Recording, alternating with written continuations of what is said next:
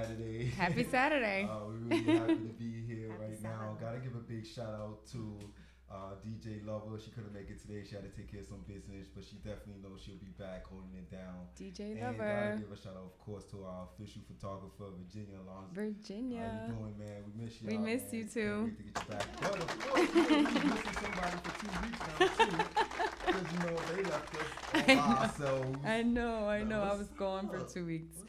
I know. I'm back. Thank you. It was exciting. Jersey City Fashion Week, and yeah, it was really, really nice. Some incredible pictures. Really? Yeah, wow.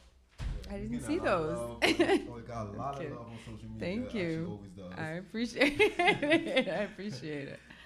But yeah, I'm glad to be back. And then we have such wonderful guests today. So, yeah. Now, this is a little history, dude. Oh, yeah? Yeah. Back in January 2014, so I'm about to make 2 years soon. My brother introduced us. Shout out to Click. Yeah, shout out to Q. He introduced me to Sulma, and I was just starting off my magazine, and I asked, I said, "Can you mind being on the cover? You mind being in the magazine?"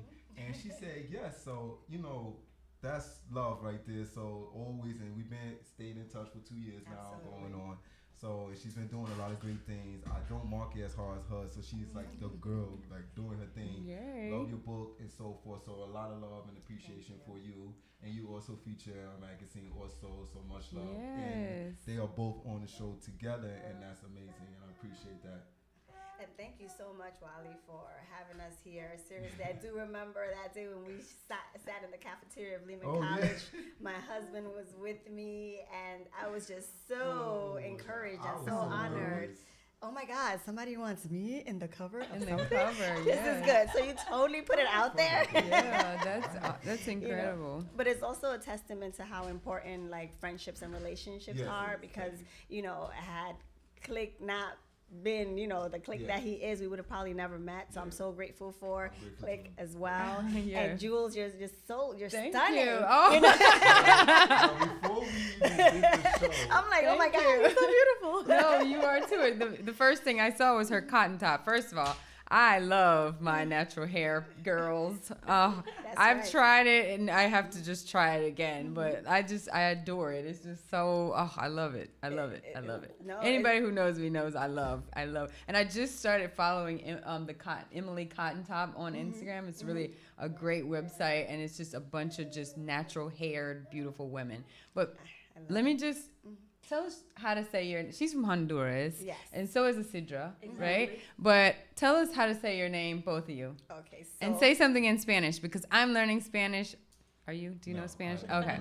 For all of the viewers who do know Spanish, we're definitely going to, entertain you better today. And then hopefully in the future, these gals will help me learn with my southern tongue, We'll do better than that. We'll do it in 2 languages. Dear, I'm not hoping talking for English. That. Oh, no. In Spanish. So we are from Honduras, Isidra and I, and we are Garifuna, which we represent the Black Caribs along the coastline of Central America. It.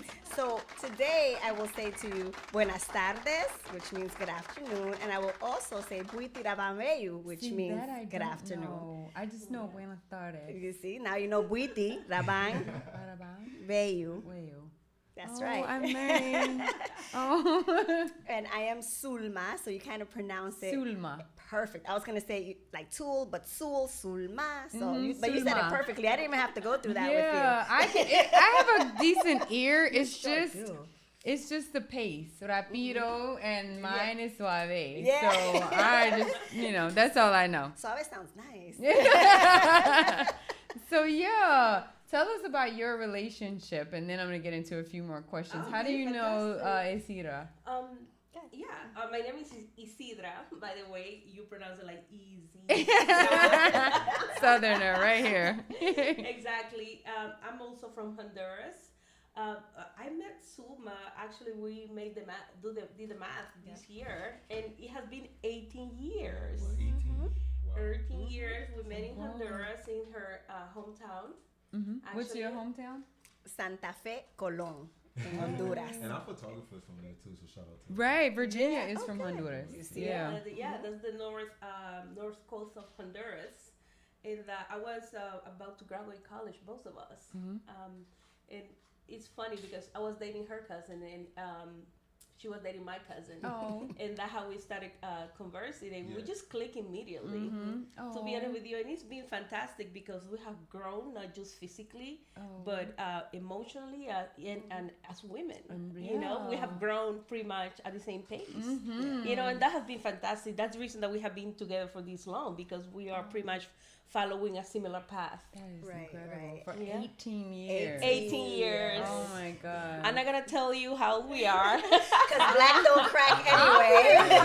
Like, I'm sitting here in awe. Like, I just love my ethnics. Yes. What's ironic about the whole situation, how I knew 18 years ago that I knew that I was going to be like the best of friends with this woman is when we had just came out the water, the ocean. My hair had already dried and it was like, you know, very frizzy because I had to relax at that time.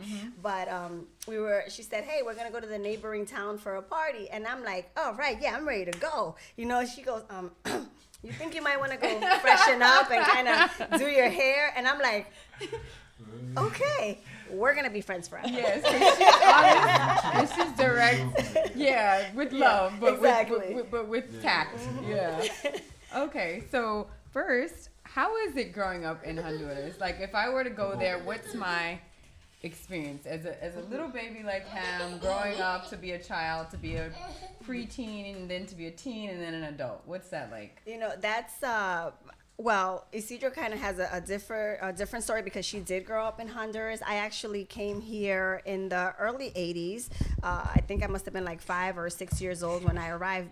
But my parents actually came to this country because my mother was overlooked for a promotion in the bank that she worked in Honduras. And my mom is...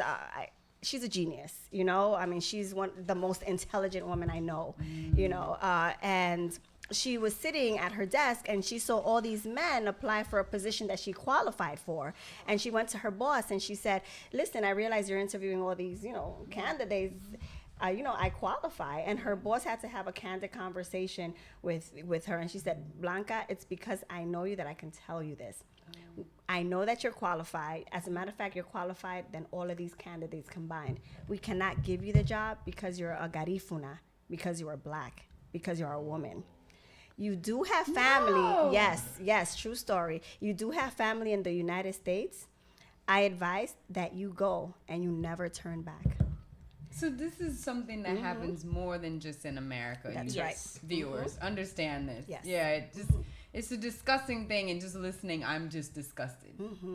You know, and it's that, you know, it is a sad thing, but I think the next step was I had to focus on my mother's courage. You know, I was so young. I was pretty much probably Adrian's age when she had to make the decision, like, okay, I have to leave my children, you know, my children, and then I have to leave my husband so I can go and get things situated in Honduras.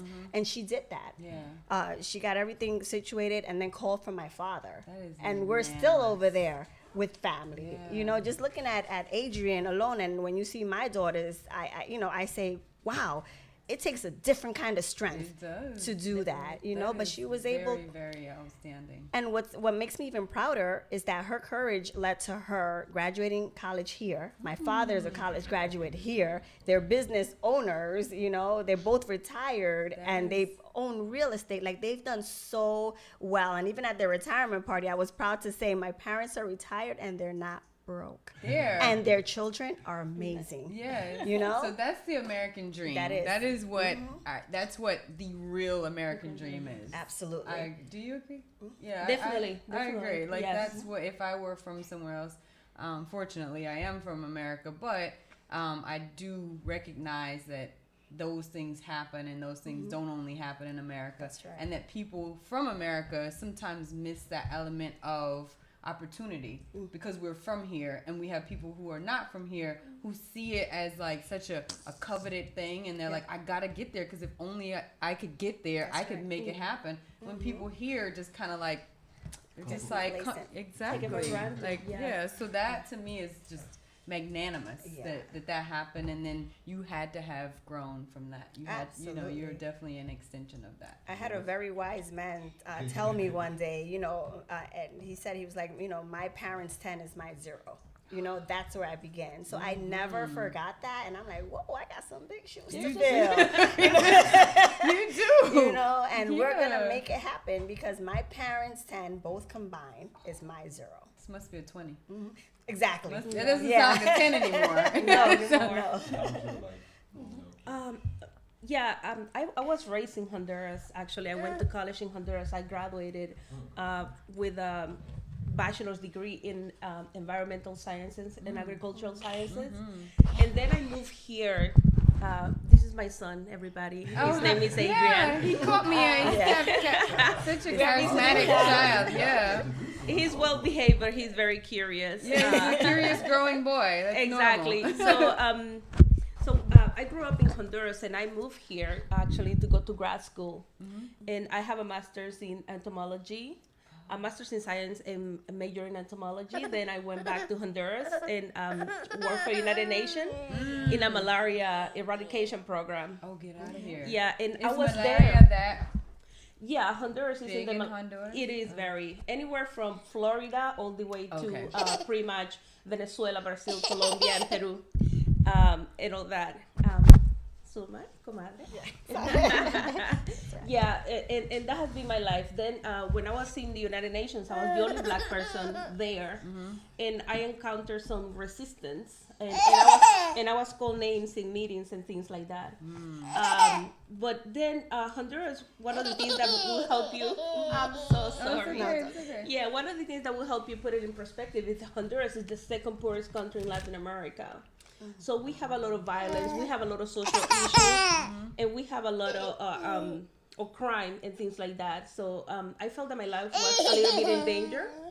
So I decided to move to the States, and actually I called Sulma. That was the first person that I called when I moved here. Oh, yeah. Yeah, and many skills are transferable, and then I started working in research.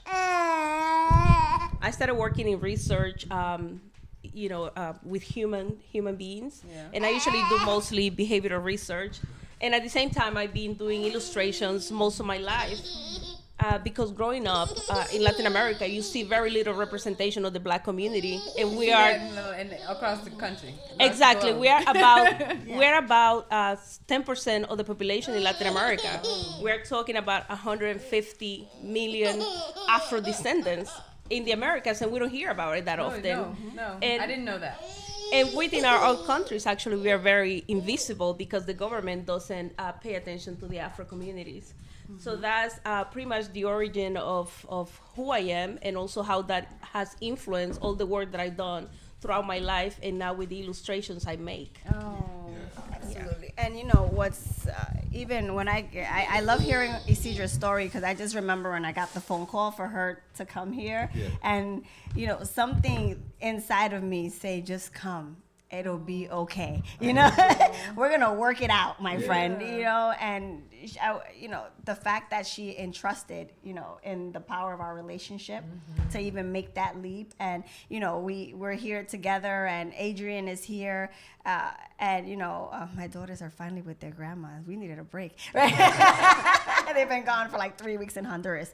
But, it goes to show you that this is a revolutionary period in our time, and I think we're two intelligent, vibrant, beautiful, amazing women with a plan of action, and a plan of action is more representation. For my girls to see themselves in television, for Adrian to understand the strength and dynamics, of a mom and dad, and what it is to have a strong mom who's making a change. This is what we do. Literally, we're moms full time, we're wives full time, we're career women, and we're entrepreneurs full time. That's a lot. That is a lot, and that is something to celebrate. Yeah. Oh my gosh. It's been quite a ride. Yeah. Has it been has there been challenges and bumps along the way? Absolutely. The goal is that no matter what, we're gonna go to the next chapter together. And one of first chapters, I guess, is also the book. You Yeah. know, the main things. Now, question. The name of your book, you know, Bad Hair Does Not Exist. I'm not going to try to say it in Spanish. Oh, yeah. How you say it? Pelo, Pelo, malo, malo, no, existe. existe. That's right. I love the book. When we first met, did the book, you just started the book? We had just started the book, and I think if you have the first copy, which I'm sure you do, Yes. it was like a Every time I glossy go to it, finish. If you read through it, there's so many typos. We even misspelled the word genius, for crying out loud, right? We just knew that we just have to take this material out. You know, it was just me and Isidra. We didn't have any proofreaders. Yeah. You know, all we knew that the images in the books were so important so that our kids and our girls especially can see themselves in a positive light, and for others to see our community as a real community. Yeah, you know what? Grandmas and granddaughters do interact, you know, and that interaction is called love. You'll see that in one of the images, you know. Yeah, we can become astronauts because we have. We can be doctors. We are. We are. You know, and we you know, our older sisters can do their younger sisters' hair. You know, we do music together. I mean, the whole book is pretty much community and love, because it was our intention and our purpose to make sure that we change the face of what it is the media is portraying of what Black is. I love it. Exactly. And like, even more to touch on that, like, I love the story. What's the history behind how the book came about? How did the idea come about? You know, I'm glad you asked me that, right? Because because that's an important question. And the reason why is because I've been working on a way to tell the story so that nobody villainizes the person I had the interaction with. Why? Because that person was amazing, and it's probably the best thing that has ever happened to my daughter and me, right? So I finally found this babysitter, right? After horrendous stories with past caregivers, right? And this babysitter totally got me. She knew that I was a working mom. She knew that sometimes I'll drop Bella off late, and sometimes I have multiple meetings to the point that I couldn't even do my daughter's hair. So there are times where she's like, you know, I pick her up and her hair was like done. I'm like, thank you so much, right? She helped the sister out. You know, there's times when I even forgot that it was like picture day in school. So she called me, she was like, just bring a dress for her. So I ran back home, I brought a dress, and she made it happen, right? So this day, you know, she'll call me and say, you know, it's Bella's birthday coming soon, I'm gonna do a little party. Like, she did things like this for my daughter. One time I went to the caregiver, you know, and Bella had pulled all her hair like apart. It was tassel, like all her, I think I finally did it that day, right? But she pulled it apart. So when I got there, the babysitter just, you know, looked like kind of exhausted. It must have been a long day. And she goes, Sulma, you have to chemically straighten your daughter's hair because it's bad hair, you know? And then it took me back to all those wonderful times and situations. And I know this woman loves my daughter. And she appreciates my family. Of course. So I said, you know what? Let me have an exchange with love and respect and understanding. So, you know, what I basically told her was like terminologies for hair, and I spoke about the values that my husband and I instill on both our daughters, which before they leave the house, we need to let them know that they're intelligent, they're beautiful, they're powerful, you know? So I asked her if we can work as equal partners to continue to elevate the self-esteem of not just my daughter, but all the children under her care. And what I said, listen, would it be okay, because I knew I had to be proactive, right? That I find you a book and I can come and read it to the kids, right? And she said, yeah, you know, no problem. You know, we can make that happen. And then she goes, Sulma, you know, my father was an Afro-Latino from Puerto Rico, and he had hair just like you. But the only term he knew for his own hair was bad hair. And that's when I realized it's a colloquial term. It is. I hate it. It's horrible. I hate it. It's horrible. It's horrible. No, you know? anyone knows. I can't stand it. I cannot. If someone says nappy hair, I instantly swallow hard. I hate it. I hate it. I hate it. It's just. I hate it. I can't. Right. And when I disclosed to her, I said, you know what? Then it stops here with me and you. Yeah. You know. So I literally looked around for a book. I know a friend of mine that she does like book readings, and I asked her to recommend the books. But the books I was reading were more like poetic, and you know, I think kids nowadays I don't think they appreciate the poems. They want straight up. Yeah. You know? It's like, so what is beautiful about it? Is enough to accept it. Exactly. Straightforward. Exactly. Yeah, I think so. So when I took my daughter to the doctor, and she had a little play area, I was observing her beauty and the fact that she's not stressed, she doesn't have any bills, she's so beautiful, she's so peaceful, and my eyes went straight to her hair, and I'm like, wow, why would anybody label anything on this little person as bad? So it took me back to the terminologies that I'd given, my caregiver, and I wrote the book. And because the conversation was in Spanish, the book was actually written in Spanish first, right? So the first person I immediately thought to call was Isidra. Why? Because she was the only illustrator I knew. And I read her the book over the phone, and she could probably tell you the rest. Yeah. No, I mean, I knew immediately what Sulma was talking about. As she was describing the characters, I mean, they were playing in my head. Yeah. I was telling Sulma I have a whole world in my head. Your imagination must be incredible. Yeah, I like to think so. It must be. To be an illustrator, my uncle taught me how to draw when I was about 5, I think. And that was what I got from that. Your imagination must be unlimited for you to hear her conversation and then take it and go exactly. with it. Right? I knew exactly. I mean, I didn't have to get that much directions from Sulma in terms of the images that we wanted to create. I mean, and we have been in tune, like I said, we have grown together. And one of the things is that none of us will be involved in anything that don't bring any positive message. So she knew, I knew from somebody that is in the scientific field that I needed to include women that were part of that field too, the STEM fields, which is science, technology, math, and engineering. Surely. Exactly. So we included the astronaut, we including all those things. I love it. But, and like I said, it's a consequence of our environment. Growing up, I didn't see images or positive images of blacks in the TV, newspapers, or anything. Quite the contrary. The images that you saw were very derogatory, and they were very demeaning towards the black community. Yes, certainly. So as a child, I started creating Afrocentric images that I didn't see any. I didn't have any particular agenda. I just wanted to see my people represented. And that was the beginning of all that. Sulma knew that I was doing illustrations because I create Afrocentric greeting cards, but that only portrayed the Afro communities in a very positive light, not just in the States, but also in our countries of origin. So that's the reason that she knew that I was interested mostly in Afrocentric images, and also I often show the other side of the Afro communities, which are the professionals, which are the beautiful women that we can have curves, but we're still beautiful. Oh, sure. I started experimenting with different type of hair for my own cars because I was trying to include the diversity that exists within the Afro communities. Yeah. And it's at the moment that Sulma came with the idea, so I was already on my way. Yeah, you're just doing that. You're doing that. You have your own company. I do. Yeah, what's the name of your company? Afro Latin Publishing. And I created also, because I needed to publish my work, I also create books for the Garifuna children.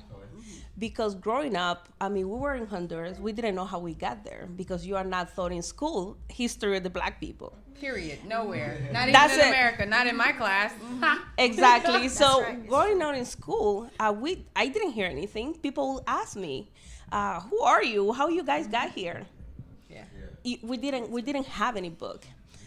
It wasn't until the late 1990s when the first book about the Garifuna history was published.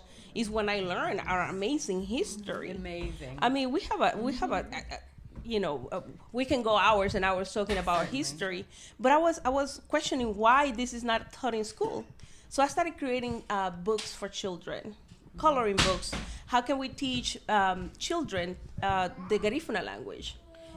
So they can learn in a positive way. Mm-hmm. And one important thing about the Garifuna, we keep mentioning, is the Garifuna was declared a masterpiece of the oral and intangible heritage of humanity by UNESCO. Oh, yeah. So it's a world-recognized community, and the reason why they did it is because we don't want to lose that, because that brings richness to the world. Completely. So the fact that we are that, and we don't even know as a Garifuna people, that the government doesn't even take that into consideration. Of course. Why would they? Exactly. Because when they do, you do what you're doing. Exactly. And actually, I spent 5 years trying to get to negotiate with the Department of Education in Honduras because we need to. We have the information now.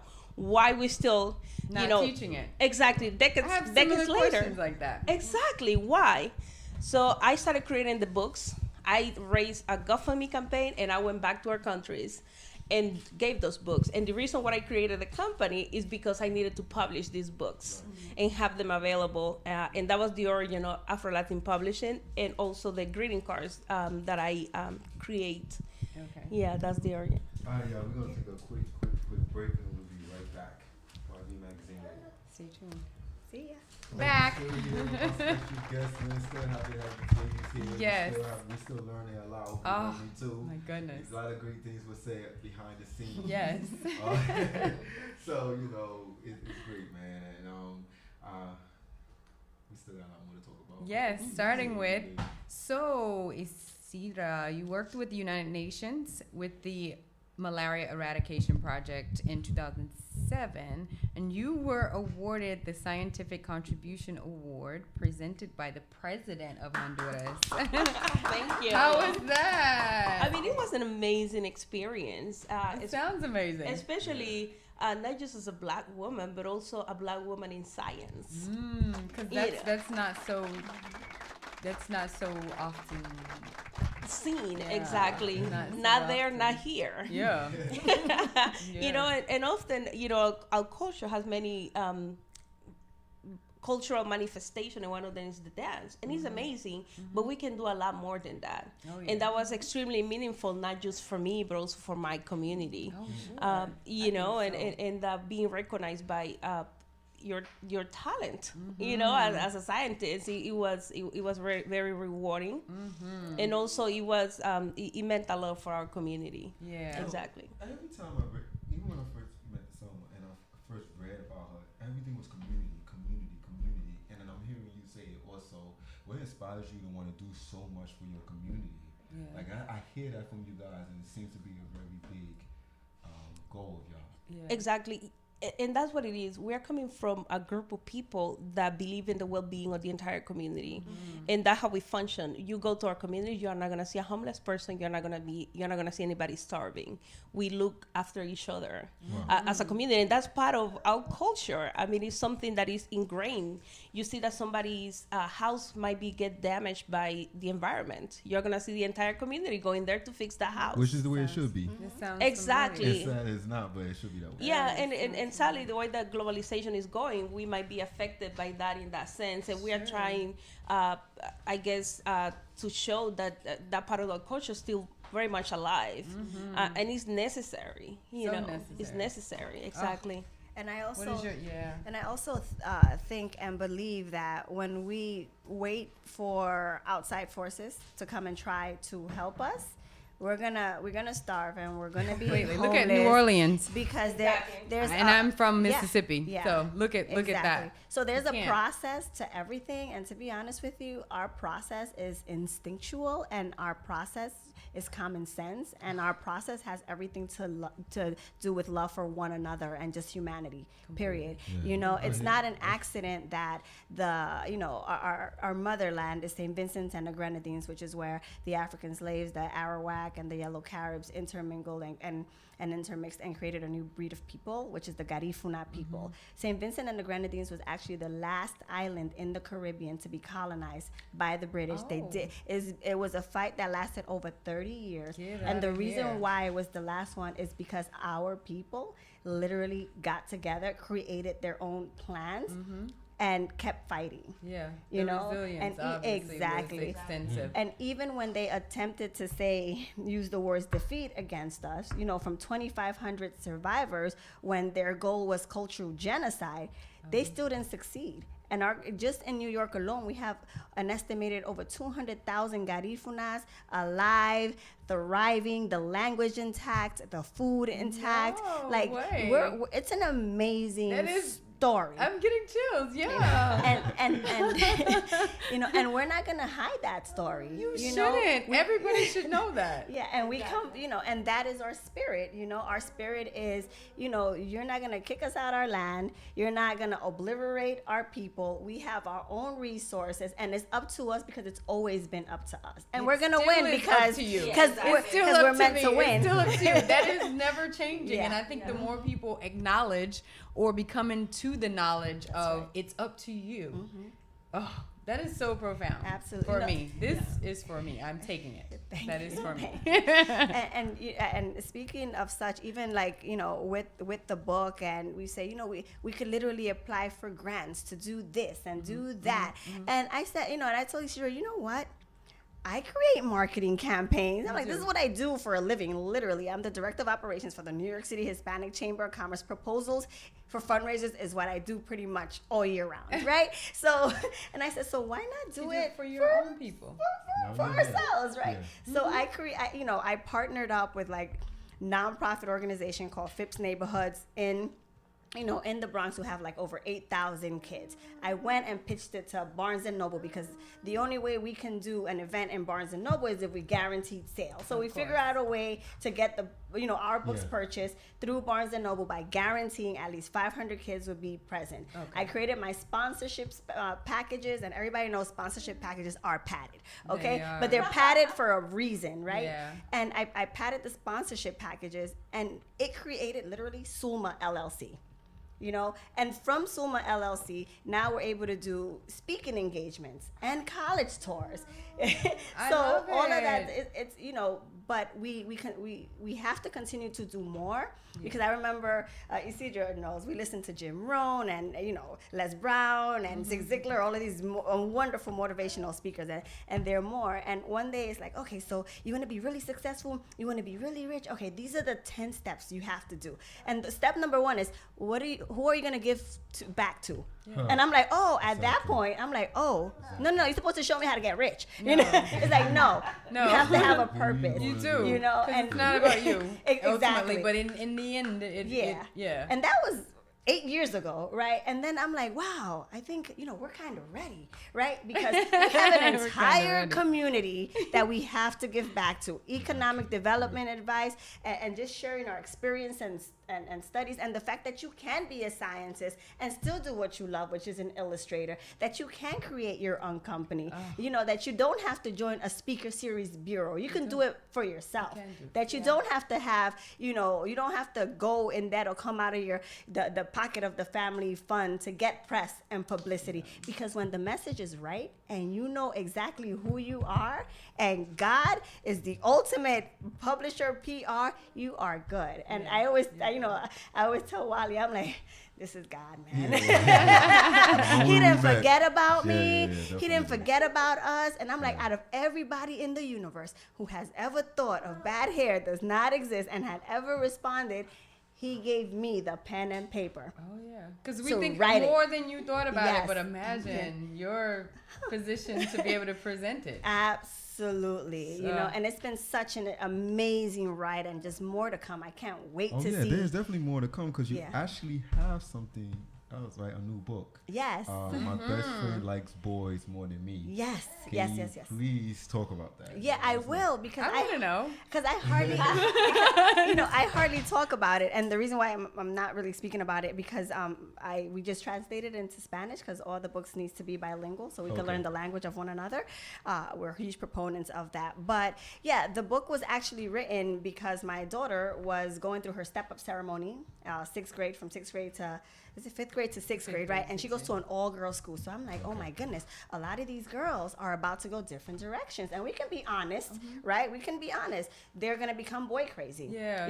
Some of them have not been taught to prioritize education. Some of them have not been taught that, liking somebody else is natural. Yeah, it is. And some parents aren't ready to speak about that, right? Not. So I said, oh my goodness, how am I going to talk to her about like relationships? Because it was weird, because nobody really spoke spoke to me about relationships either.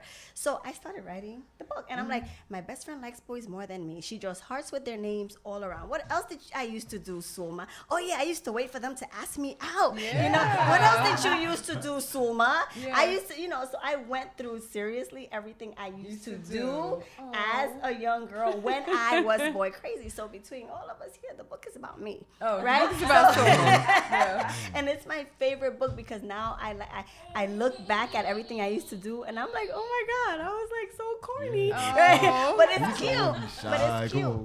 But I think the important thing about the book is because it talks about two friendship dynamics, two amazing friends, and the illustrations were actually done by a woman in France that I've never even met face to face before, and she was her name is Ketty Bunch. She'd been following me on Facebook, so that's how we communicated. I love Facebook.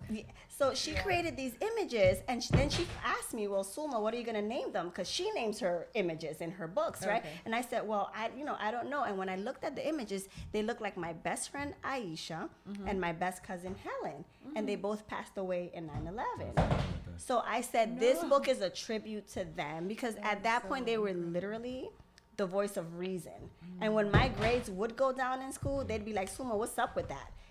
And they pretty much put me in the right direction to focus on education as well, So it really talks about how the real deal when it comes to friendship with women. Isidra would never, ever, if she sees me going the right direction, she's pulling me right back. And that, as women, that's so important. We have to do that for each other. So it really talks about it in a really cool way. And I think it even makes fathers comfortable talking about boys and girls, because it says it all in the book, and the end result is wonderful, which is they both graduate.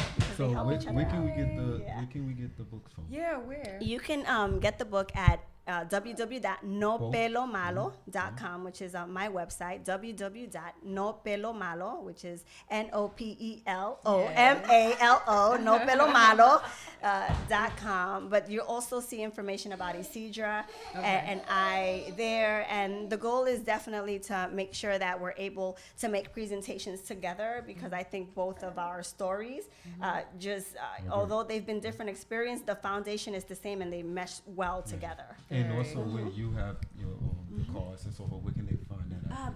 The cards, you can get them at greetingcarduniverse.com/Isidra, which is ISIDRA.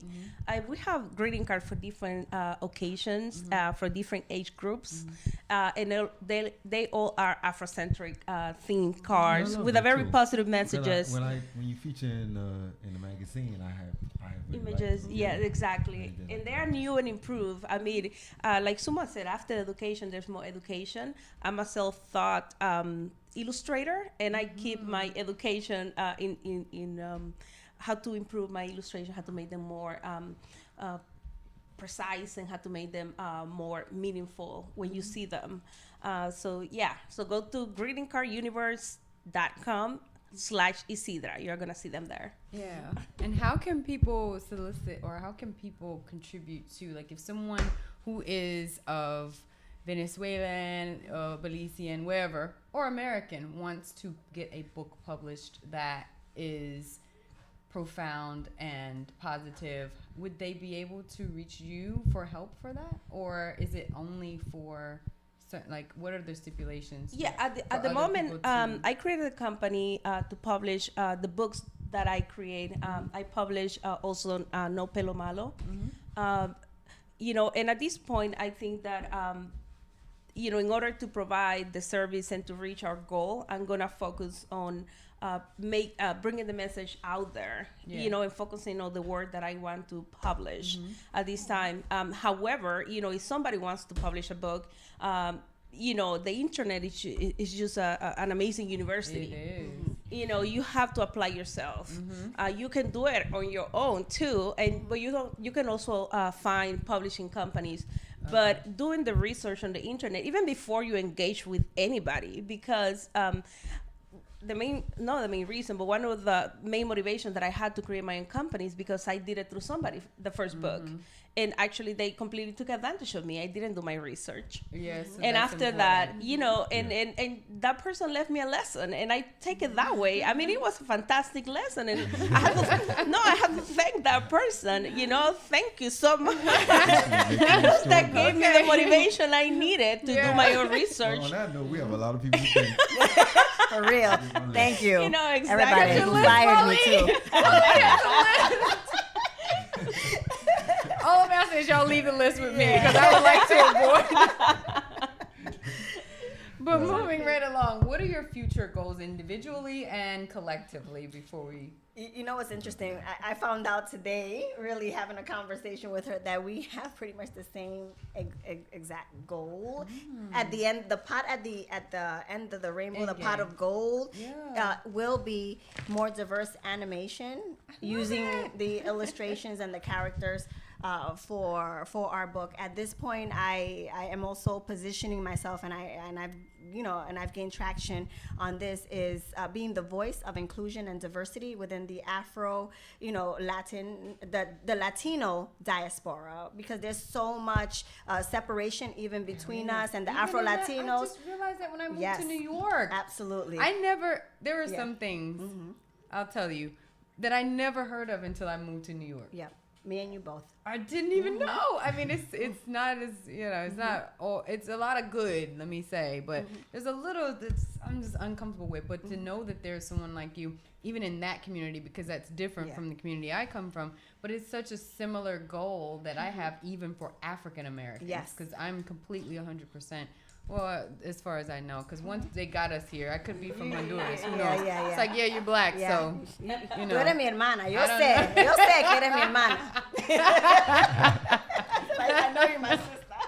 Gotta be. So, I mean, but, once we got here, it was just cut off. So at least you know where you come from and you know your language and you're proud of that and you're really celebrating that.